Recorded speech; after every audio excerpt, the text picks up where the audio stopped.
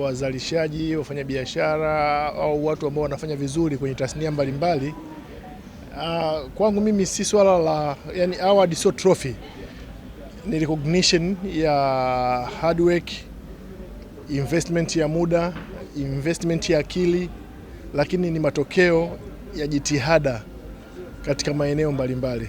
Kwa hiyo binadamu tunapenda recognition, na recognition kwetu ni incentive ya kufanya vizuri zaidi.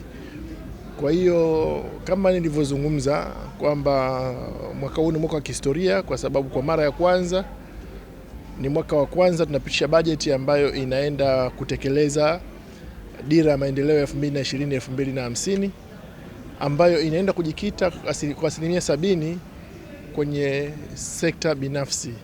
Utekelezaji wake tunategemea sana sekta binafsi kwa zaidi ya 70%. Na sekta binafsi kwa serikali tunawachukulia kama wadau muhimu.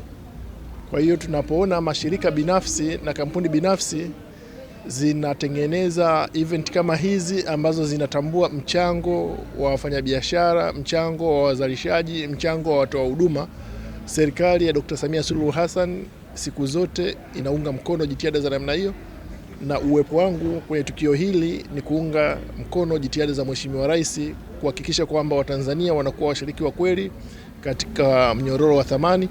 Lakini kwa kuwa tuna ajenda ya kutengeneza uchumi wa viwanda na kuongeza thamani ya mazao yetu na biashara zetu, lakini tuna ajenda ya kuhakikisha kwamba Tanzania inakuwa hub ya maendeleo kwa nchi za ukanda wa Afrika Mashariki na kusini mwa Afrika.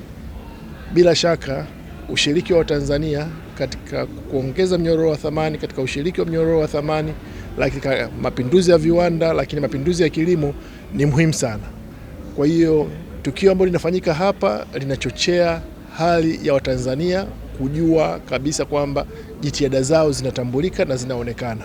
Na hizi ni edition ya 4 katika kuifanya, ambazo ni tuzo ambazo tunasherehekea makampuni bora za chapa za Afrika ambayo yana exist katika bara la Afrika.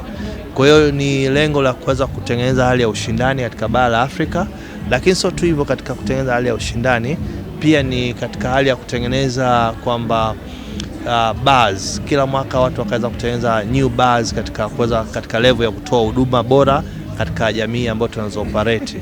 So hizi ni tunzo ambazo tunazi-organize kwa mwaka wa 4 kwa hapa Tanzania, na tumekuwa tunazifanya hapa Superdome kwa mfululizo, na pia kwa mwaka huu tumekuwa na edition ambayo tuliweza kuiongeza ya small company, ambapo kwamba tumeweka kama special ni kwa ajili ya kuweza kuinua pia zile startup company kwa jumla. Yes. Na mabadiliko kama mwaka huu, kwa mabadiliko yapi tofauti na mwaka uliopita kwenye tuzo hizi? Sababu mnaona nini ambacho kimeongezeka?